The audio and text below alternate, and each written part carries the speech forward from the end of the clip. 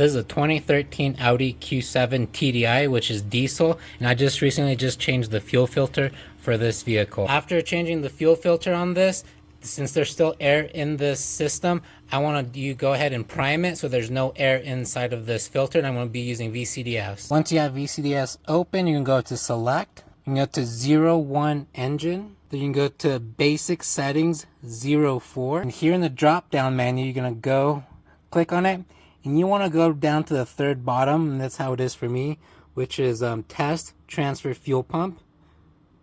Once you have that selected, you're going to press go, and then you're going to hear the fuel pump running. So if you guys can hear that whining sound, that's the fuel pump running, and that's priming this filter. As that's actually happening, there's fuel running, and what you want to see if there's any leaks, any diesel coming out. So have some rags ready, so in case, make sure that all leaks and it's not leaking here. So it's definitely, my towels right here are all dry, so that's pretty much good to go.